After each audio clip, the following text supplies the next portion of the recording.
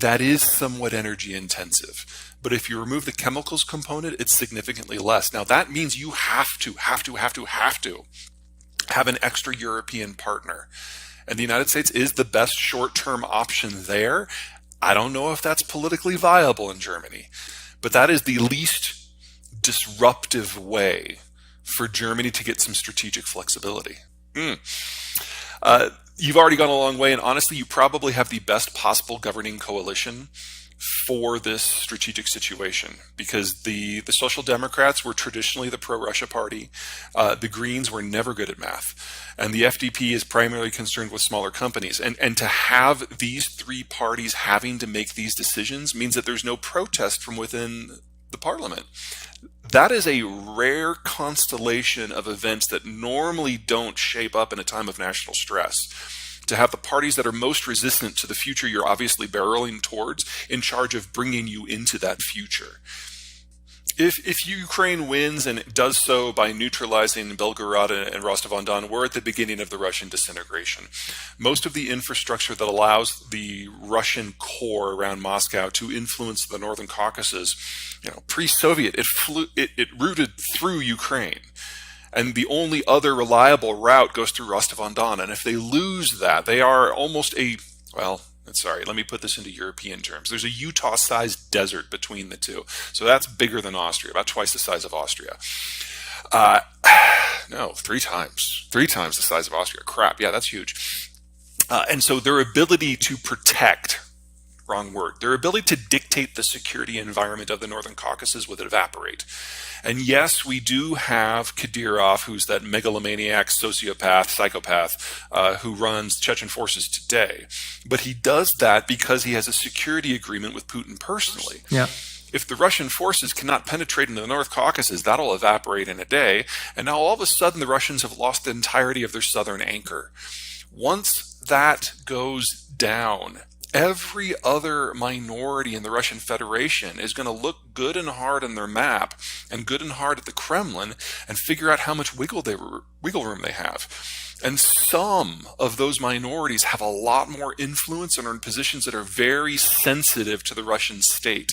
For example, if the Tatars or the Bashkirs broke away, that would be it. Moscow would lose control of the entirety of Siberia, complete with all of the oil. So we really are looking at Russia's twilight years if this war goes the wrong way for them. So pros and cons. Obviously, Ukraine is a more enthusiastic member of NATO today than several NATO members. So from a security point of view, it would probably be a shoo-in for a victorious Ukraine to join NATO. To use another question, we're talking about conservatively a 1.5 trillion euro reconstruction project here. And that assumes that Ukraine can even survive, which is an open question. I mean, we're all rooting for Ukraine now. But if Ukraine were to win tomorrow and the guns were to fall silent, you got to look at what's left, not just in terms of physical damage. This is a country that has been experiencing a far steeper demographic decline than even Germany. And that was before 2 million women and children fled, and before the Russians started kidnapping children in the tens of thousands, perhaps even in the hundreds of thousands. So this is the last generation that Ukraine could theoretically be a functional economic system. You fast forward to 2050, 2060, and there just are not enough people under age 50 to even try. Well, that's obviously been the Russian position for some time, but it's not like you wave a wand in London or Washington and all of a sudden countries join NATO. It's a parliamentary process that requires multiple stops of ratification in the candidate country as well as in the existing NATO members. And it requires unanimity at least at 2 different steps. Also, you ask to join NATO. Russia tells you when you're joining Russia. So I can understand why a anti-democratic, somewhat dictatorial, somewhat genocidal government would be opposed to any sort of military bloc approaching it. I get it, but that doesn't mean that these are equivalent cases. The war was going to happen anyway. And if all of the states of the former Soviet bloc had remained neutral, that just meant it would have happened sooner. If they lose, the entire Russian government is in danger. The problem here is honestly the same no matter how this goes down. There was a coup in the Soviet Union in 1982 in which the intelligence directorates took over the Communist Party and ran the country until it fell apart.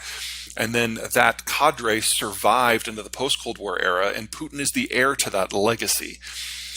Also, in about 1986, the technical educational system in the Soviet Union fell apart and was never reconstituted, and it wasn't reconstituted in post-Soviet Russia either. So the entirety of the leadership cadre of today's Russian Federation is heir to those two problems, and it's only about 130 people. And they all see the world the same way. And Putin has purged it, pretty much, of anyone who might theoretically throw a coup. So, assuming for the moment that Putin were to die tomorrow, I don't think it would really matter for the war or the overall strategic aims. All of the people who are left in leadership see the world through more or less the same lens. Now, there would be probably a 3 to 6 month period where the remaining 130 people decide, who's going to be in charge, and that would be some valuable disruption time if you're Ukraine. But I don't think it fundamentally moves the needle. If Russia wins, well, honestly, that's a question for Berlin. Because what would probably happen is the Russians would get to the border of Warsaw and they would call up Stockholm and Berlin and Paris and London on a conference call and say, look, we know we can't match you on the field of battle. So we've already given the order. The nukes will launch tomorrow at noon. You have until then to forswear all defensive relationships with the Poles. We're dealing with a country that is literally dying, and they are not interested except for maybe in buying time a little bit. Let me hit that in 3 pieces. First, and most importantly, I have no information that points fingers at anyone. So I personally do not know, and I do not know anyone who knows. And I've even been to Langley in the last few months, and they don't know. Officially anyway. So there's that. Number 2, the 2 dominant theories don't make much sense to me. So the first dominant theory, of course, is that the Russians did it to their own pipeline, but this was Russia's primary method of manipulating Germany, which they've done so effectively for so long, so that doesn't really hold water for me. The second theory is that the United States did it in order to make sure that the Europeans had no choice but to stand against the Russians. And I could have entertained that as of August 31st of last year. But on September 1, the Kremlin ordered Nord Stream shut down and publicly delivered an ultimatum to Berlin, basically saying, look, without this, you will deindustrialize and your entire economic model will fail. Or you can stab Ukraine in the back and pull out of the coalition supplying Ukraine, in which case we will turn it back on. You have to choose between being Western or modern. And the Americans were getting the hammer ready because from the last 30 years of German behavior, we thought we knew what the Germans were going to do. We thought they were going to side with the Russians again. And then they didn't. Germany chose to pay an incredibly steep economic and cultural price in order to protect its values. No one in the United States saw that coming, and that hammer got put down. So from the American point of view, everything that we could have ever asked of the Germans unexpectedly happened. And so we had no reason to blow it up. Now, my personal theory, and I have no information to back this up on the ground, is that it was Gazprom, because the order to shut the pipeline off came from Moscow, not from Gazprom.